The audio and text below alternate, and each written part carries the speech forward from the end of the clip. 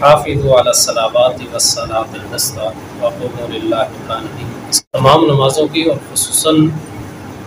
صلاۃ وسطیٰ کی حفاظت کرو اور اللہ کے سامنے ادب سے کھڑے رہا کرو۔ ایک تو یہ ہے کہ ساری نمازوں کی حفاظت ہے، اور پھر صلاۃ وسطیٰ یعنی نماز عصر کی خصوصی طور پر اس کا بتایا گیا ہے کہ اس کی صلاۃ وسطیٰ، اس سے مراد بعض فجر بھی لیتے ہیں صلاۃ وسطیٰ سے، بعض ظہر، بعض عصر اور مغرب پھر عشاء، لیکن یہی ہے کہ زیادہ تر اقوال کے مطابق نبی علیہ السلام نے بھی ارشاد فرمایا کہ صلاۃ وسطیٰ سے مراد نماز عصر ہی ہے۔ اور اس کے خصوصی طور پر بیان کرنے کی وجہ یہی ہے کہ لوگ تھکے ہارے کاموں سے جب آتے تھے تو وہ نماز عصر میں سستی دکھا دیتے تھے کہ کام پورا دن، تو اس لیے وہ زیادہ زور دیا گیا اس پر کہ نماز عصر کی آپ حفاظت کریں۔ اور پھر نبی علیہ السلام نے ارشاد فرمایا کہ جو شخص نماز عصر چھوڑ دیتا ہے، جس کی نماز عصر فوت ہو جائے، گویا اس کا گھر اور خاندان، قبیلہ، کنبہ، مال و دولت، ہر چیز برباد ہو، یعنی جتنے دھوکے ان چیزوں پر ہونا چاہیے کہ اس کا خاندان برباد ہو جائے اور اس کا مال و دولت سب کچھ اس سے چھن جائے، اتنے ہی دکھ اس پر ہونا چاہیے کہ نماز عصر جس کی فوت ہو۔ مختلف احادیث میں مختلف نمازوں کے اوپر جو وعیدیں نازل ہوئی ہیں، تو خاص کر عصر کی نماز کے اوپر بہت زیادہ وعیدیں نازل ہیں کہ جو عصر کی نماز چھوڑتا ہے اس کو یہ سزائیں اللہ کی طرف سے مقرر ہیں۔ ویسے بھی ہر نماز کے اوپر ایک نماز بندہ چھوڑتا ہے تو اس کے اوپر یہ ہے کہ اگر نبی علیہ السلام نے مطلب ایک حدیث کے اندر ارشاد فرمایا کہ جو شخص فجر کی نماز قضا کر دیتا ہے تو قبر کے اندر اس کے اوپر ایک ایسا اژدہا مسلط کیا جائے گا جو زور تک اس کو ڈھنستا رہے گا، اس کو ڈنگ مارتا رہے گا زور تک، اور جس نے زور کی نماز قضا کی اس کو عصر تک اس کے اوپر وہ عذاب مسلط رہے گا، وہ سام مسلط رہے گا اور وہ اس کو ڈنگ مارتا رہے گا، ڈستا رہے گا۔ اسی طرح فرمایا جو عصر کی کرے گا مغرب تک، جو مغرب کی کرے گا عشاء تک، اور پھر فرمایا جو عشاء کی نماز قضا کرے گا فجر تک اس کو یہ سانپ ڈستا رہے گا، کاٹتا رہے گا اس کا۔ اور پھر اسی سانپ کی تشریح کرتے ہوئے فرمایا کہ اگر وہ سانپ ایسا ہے، وہ اژدہا ایسا ہے کہ اگر وہ دنیا کے اندر، نبی علیہ السلام نے ارشاد فرمایا کہ ایک مرتبہ اگر وہ سانس لے لینا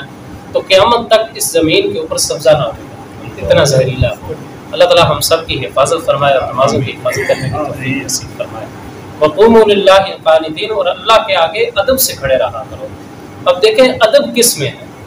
ادب یکسوئی کے ساتھ کھڑے ہوا کریں، ادھر ادھر نہ دیکھا جائے۔ سنت اور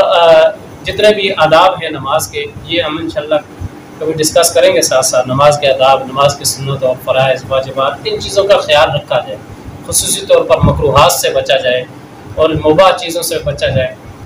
نماز کا اصل اور روحانی طور پر سکون اسی وقت حاصل ہوتا ہے جب ان سارے آداب کا خیال رکھا جائے، خشوع اور خضوع کے ساتھ پڑھا جائے، دلی اطمینان کے ساتھ نماز کو پڑھا جائے، تب ہی نماز کی جو اصل روحانیت ہے وہ حاصل ہوتی ہے۔ فرض تو بہرحال ادا ہو جاتا ہے، لیکن جو آداب ہیں ان کا جب تک ان کا خیال نہیں رکھیں گے دلی طور پر سکون نہیں حاصل ہوگا، نماز کے جو فوائد ہیں وہ پورے کے پورے نہیں حاصل ہوں گے جب تک پورے کے پورے ان کی یعنی جتنے بھی آداب ہیں ان کی رعایت نہ رکھی جائے۔ اور پھر کھڑا ہونے کا طریقہ کہ انسان ظاہری طور پر اس انداز میں کھڑا ہو کہ تاکہ خود اپنے آپ کو یہ محسوس ہو کہ میں جو کھڑا ہو رہا ہوں۔ ابھی نماز درس کے بعد تھوڑا سا اس پہ دیکھ لیتے ہیں، پریکٹس کر لیتے ہیں کھڑا کیسے ہوا جائے، تو ایسا محسوس ہو انسان کو خود بخود کہ تاکہ پتہ چلے کہ میں ایک ادب کے دائرے میں رہ کر کھڑا ہو رہا ہوں اللہ کے سامنے۔ فَإِنْ خِفْتُمْ فَرِجَالًا أَوْ رُكْبَانًا، اب یہ نماز کی باتیں ہیں کہ اگر تم خوف کی حالت میں ہو یعنی حالت جنگ میں ہو تو اس وقت چاہے پیدل ہو یا سواری پر سوار ہو، مطلب اس وقت جب جنگیں ہوتی تھی تو سواری پر ظاہرہ گھوڑوں وغیرہ پر سوار ہو کے وہ جنگیں لڑی جاتی تھی اکثر، یا گزر ہوتا تھا پیچھے اگر لگے ہوئے ہیں یا سامنے پہنچنا آپ نے میدان جنگ میں، تو یہ ایک خوف کی نماز ہوتی تھی۔ تو اس وقت فرمایا کہ یا سوار ہو، جس حال میں ہو نماز پڑھ لو۔ مطلب یہ ہے کہ نماز کسی بھی حالت میں آپ کو معاف نہیں، آپ بسترے مرگ پہ ہیں، نماز کا ٹائم آپ پر فرض ہے، آپ نے یہاں تک آتا ہے حدیث کہ آپ کھڑے ہو کر نماز پڑھو، کھڑے ہو کر نہیں پڑھ سکتے معذور ہیں بیٹھ کے پڑھیں، بیٹھ کر نہیں پڑھ سکتے آپ لیٹ کر بھی نہیں، آپ اشاروں سے، یعنی یہ وہی چیز بیان ہو رہی ہے کہ فَإِنْ خِفْتُمْ، اگر تم اس خوف کی حالت میں ہو کہ تم قتل کر دیے جاؤ گے مار دیے جاؤ گے، تو اس خوف کی حالت میں بھی آپ نے جس حالت میں ہو، سواری پر بیٹھے ہو تب بھی نماز پڑھ لو، پیدل ہو تب بھی پڑھ لو، اگر 4 رکھتے ہیں تو 2 کر لو، اگر 2 رکھتے ہیں تو 1 رکعت بھی آتا ہے کہ 1 رکعت بھی آپ پڑھ لو، فرض پورا کر لو اس وقت۔ فَإِذَا أَمِنْتُمْ، پس جب آپ امن اور اطمینان میں ہو جاؤ، فَاذْكُرُوا اللَّهَ كَمَا عَلَّمَكُمْ، تو پھر اللہ کو یاد کرو، یعنی نماز پڑھو جس طریقے سے تمہیں سکھلایا گیا ہے، پھر اس طریقے سے پڑھو۔ مَا لَمْ تَكُونُوا تَعْلَمُونَ، جو طریقہ تم کو سکھایا گیا ہے، یعنی جو پہلے آپ نہیں جانتے تھے، پھر اس طریقے سے آپ نماز کو ادا کرو، یعنی کسی بھی حالت میں نماز آپ کو معاف نہیں ہے۔ وَالَّذِينَ يُتَوَفَّوْنَ مِنْكُمْ وَيَذَرُونَ أَزْوَاجًا، اور جو لوگ تم میں سے مر جائیں اور عورتیں چھوڑ جائیں، وَصِيَّةً لِأَزْوَاجِهِمْ مَتَاعًا إِلَى الْحَوْلِ غَيْرَ إِخْرَاجٍ، وہ اپنی عورتوں کے حق میں وصیت کر جائیں کہ ان کو 1 سال تک خرچ دیا جائے اور گھر سے نہ نکالی جائیں۔ یہ آیت میں کل بھی بتایا تھا کہ یہ منسوخ ہو چکی تھی عدت والی آیت سے، جو عدت والی آیت آ گئی تھی کہ 4 مہینے 10 دن تک اس کی عدت ہے، 4 مہینے 10 دن تک عورت گھر میں رہے گی، گھر سے نہیں نکالا جائے گا ان کو، اور 4 مہینے 10 دن تک وہ خود بھی گھر سے نہیں نکل سکتی، گھر ہی میں رہ کے اس نے اپنی عدت پوری کرنی ہے۔ یہ آیت منسوخ ہے، 1 سال تک کی وصیت نہیں کرنی۔ ہاں، اس کے بعد 4 مہینے کے بعد چاہے وہ خود رہنا چاہے کہ گھر والے رکھنا چاہیں اس کو، وہ رہنا چاہے تو وہ رہ سکتی ہے عورت، یا اپنی مرضی سے جانا چاہے تو وہ جا سکتی ہے، نکاح کر سکتی ہے۔ فَإِنْ خَرَجْنَا فَلَا جُنَاحَ عَلَيْكُمْ فِي مَا فَعَلْنَا فِي أَنفُسِهِنَّ مِن مَّعْرُوفٍ، ہاں اگر وہ خود گھر سے چلی جائیں اور اپنے حق میں پسندیدہ کام یعنی نکاح کر لیں تو تم پر کچھ گناہ نہیں ہے۔ مطلب یہ اصول وہاں بھی لاگو ہوتا ہے کہ 4 مہینے 10 دن کے بعد وہ عورت خود جانا چاہتی ہے اور نکاح کرنا چاہتی ہے تو آپ پر کوئی گناہ نہیں، وہ جا سکتی ہے۔ واللہ عزیز حکیم، اور اللہ زبردست حکمت والا ہے۔ وَلِلْمُطَلَّقَاتِ مَتَاعٌ بِالْمَعْرُوفِ، اور مطلقہ عورتوں کو بھی دستور کے مطابق نان نفقہ دیا جائے، یعنی جو طلاق یافتہ عورتیں ہیں ان کو بھی دستور کے مطابق یعنی شریعت کے مطابق آپ نان نفقہ ان کو دیں۔ اگر بچے ہیں، یہ عدالت جو فیصلہ کر دیتی ہے کہ اس پہ اتنا خرچہ آپ نے دینا ہے تو وہ آپ دیں، شریعت بھی کہتی ہے کہ وہ آپ پر لازم ہے، آپ ان کو دیں۔ حقاً علی المتقین، پرہیزگاروں پر یہ بھی حق ہے، یعنی مسلمانوں پر یہ حق ہے کہ ان عورتوں کا نان نفقہ ان کو دیا جائے جو متعلقہ عورتیں ہیں۔ كَذَلِكَ يُبَيِّنُ اللَّهُ لَكُمْ آيَاتِهِ لَعَلَّكُمْ تَعْقِلُونَ، اسی طرح اللہ تعالیٰ اپنے احکام تمہارے لیے بیان فرماتا ہے تاکہ تم سمجھو، مطلب یہ حلال حرام جائز ناجائز اور پھر طلاق کے مسائل جتنے بھی ہیں یہ تفصیلاً اللہ تعالیٰ کھول کھول کر بیان کرتے ہیں تاکہ تم کسی معاملے میں اٹکو نہ۔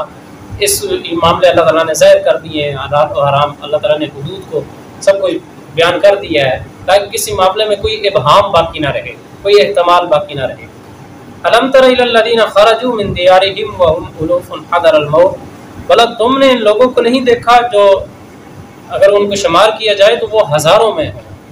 میں ہی تھے۔ یہ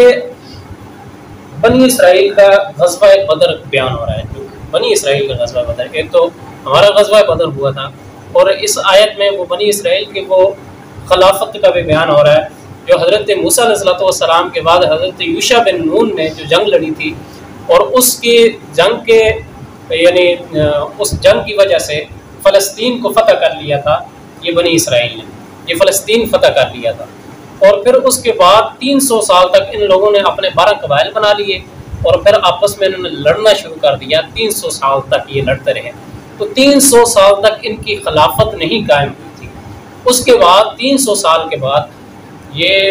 حضرت طالوت اور حضرت سلیمان اور حضرت داؤد علیہ السلام یہ 3 نبی تھے، لیکن یہ خلفاء تھے، نبی بھی تھے اور خلفاء بھی تھے، حضرت موسیٰ علیہ السلام کی نبی بھی تھے یہ تینوں،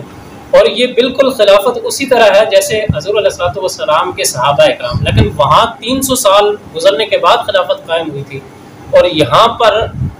متصل حضور علیہ السلام کے جانے کے بعد ہی اسلام کو غلبہ حاصل ہو گیا تھا اور خلافت قائم ہو گئی تھی، متصل حضور علیہ السلام کے جانے کے فوراً بعد ہی یہاں خلافت قائم ہو گئی تھی، وہاں 300 سال لگے تھے۔ یہ پیرامیٹر یہ سمجھیں کہ یہ ایک ہی ہے، ایک ہی طریقے کے دونوں خلافتیں ہیں، حضور علیہ السلام کے بعد بھی اور بنی اسرائیل کے بعد بھی، لیکن وہاں پر یہ ہوا تھا کہ 300 سال کے بعد یہ جب انہوں نے فلسطین فتح ہو گیا تھا حضرت یوشع بن نون کی اس میں ان کی سپہ سالاری میں، تو پھر اس کے بعد ان لوگوں نے آپس میں 12 قبیلے بنا لیے تھے، یہ آپس میں بکھر گئے تھے، اور پھر ان سے ایک وقت آیا کہ فلسطین پھر چھن گیا ان سے، اب یہ لوگ تنگ آ چکے تھے، ہر طرف سے گر چکے تھے یہ لوگ، اور اس میں یہ سمجھے کہ کفار اور مشرکین سارے ان کے اوپر حملہ کرنا شروع کر دیا تھا۔ تو اب اللہ تعالیٰ یہاں اس لیے بیان کر رہے ہیں، ایک قرآن تاریخی کتاب نہیں ہے، یہ تاریخ کو بیان نہیں کرتی، لیکن رسول اللہ صلی اللہ علیہ وسلم کے صحابہ کو یوں سمجھے کہ ایک وہ فلسفہ جو چل رہا تھا، یعنی آسان الفاظ میں یہ کہیں کہ جو پروسیس ایک چل رہا تھا نا ریولیوشن کا، انقلاب کا جو یہ پروسیس ایک چل رہا تھا، تو اس کو اللہ تعالیٰ اس کی مناسبت سے پھر کچھ چیزیں اللہ تعالیٰ بیان کرتے ہیں۔ جو انقلاب تھا صحابہ اکرام کے اندر، یہ انقلاب کا جو پروسیس تھا اس کی مناسبت سے یا اس کو ابھارنے کے لیے کہ دیکھیں اس وقت ان لوگوں نے یہ 300 سال گزرنے کے بعد جب خلافت قائم ہوئی تو اس خلافت کو قائم کرنے کے لیے پھر جو جنگ لڑی گئی تھی اس میں یہ پھر ہزاروں لوگ نکلے تھے، اس چیز کا یہاں بیان ہو رہا ہے۔ وہ جنگ لڑی تھی، دیکھیں ایک تو یہ ہے کہ یہ دونوں چیزیں جو ہیں یہ ایک ہی طرح کی ہیں، جیسے پہلے آپ کو بتایا کہ خلافت حضور علیہ السلام کی اور حضرت موسیٰ علیہ السلام کی، لیکن یہاں فاصلہ تھا یہ ہے، وہاں پر حضرت طالوت اور حضرت داؤد اور حضرت سلیمان یہ تینوں خلیفہ تھے، یہ تینوں نبی بھی تھے۔ یہاں پر حضرت ابوبکر صدیق، حضرت عمر اور حضرت عثمان یہ تینوں خلیفہ، وہ تینوں خلیفہ، یہاں 3 خلیفہ۔ چوتھے خلیفہ پھر ان کے حضرت سلمان کے بیٹے آئے، وہاں آ کے تقسیم پیدا ہوگی۔ حضرت سلمان کے جو 2 بیٹے تھے، یہ یہودا اور دوسرا اسرائیل، یہ 2 بیٹے تھے حضرت سلمان کے۔ یہاں آ کے یہ خلافت تقسیم ہو چکی تھی، مسلمانوں کو نقصان ہوا تھا۔ تینوں خلفاء جو تھے وہاں پر بھی اسی طرح مطلب متحد رہے تھے اور خلافتیں قائم ہو گئی تھی 300 سال بعد۔ چوتھے خلیفہ جب آئے، یہاں پر بھی حضرت علی جب آئے تو یہاں پر بھی حضرت علی کے عراق اور شام میں پھر یہ ان لوگوں نے حضرت علی کی خلافت کو تسلیم نہیں کیا تھا، تو یہاں آ کر بھی تقسیم ہو چکی تھی، وہاں بھی تقسیم ہو چکی تھی چوتھے خلیفہ میں آ کر وہاں پر بھی۔ تو یہ ایک بالکل مطلب وہی سیم کنڈیشن تھی، تو اللہ تعالیٰ دہرا رہے تھے یہ غزوہ بدر کو ابھارنے کے لیے۔ پھر اللہ تعالیٰ نے فرمایا کہ جب وہ لوگ پھر ان لوگوں فقال لهم الله موتوا، تو اللہ نے ان کو حکم دیا مر جاؤ۔ یہ ہزاروں لوگ نکلے تھے اور یہاں اللہ تعالیٰ فرما رہے ہیں کہ وہ مر چکے تھے، اللہ نے حکم دیا کہ مر جاؤ تو وہ مر گئے، ثم احیاهم، پھر ان کو زندہ کر دیا۔ اب اس مرنے کی بہت ساری تفسیریں ہیں، ایک تو یہ ہے کہ وہ روحانی طور پر مر چکے تھے کہ انہوں نے اپنے آپ کو بدلنا، جیسے آج ہم لوگ ایک مردہ امت ہیں، مر چکے ہیں، اپنے حق کے لیے ہم آواز کبھی بھی کہیں بھی بلند نہیں کرتے، کہیں بھی اپنے حق کے لیے ہم نہیں بولتے، تو ان کی بھی یہ حالت تھی، وہ مر چکے تھے، ثم احیاهم، پھر زندہ ہو چکے۔ ایک تو یہ اس کی تفسیر ہے کہ وہ روحانی طور پر ایک وہ مردہ ہو چکے تھے،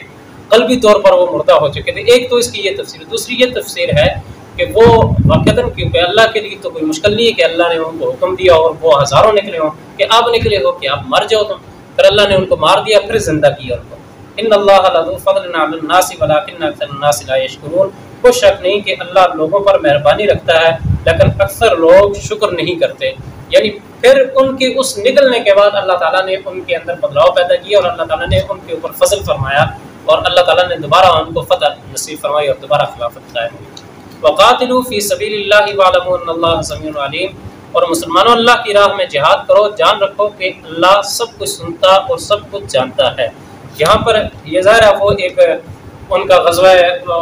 غزوات بیان کیے بنی اسرائیل کے، اور یہ ابھارا جا رہا تھا اصل میں صحابہ کرام کو کہ آپ بھی نکلو اللہ کے راستے میں تاکہ اللہ تعالیٰ تمہیں فتح اور کامیابی نصیب فرمائے، اور پھر آگے ساتھ ہی فرما دیا کہ اللہ کے راستے میں قتال کرو، کہ اللہ تعالیٰ جانتے ہیں اور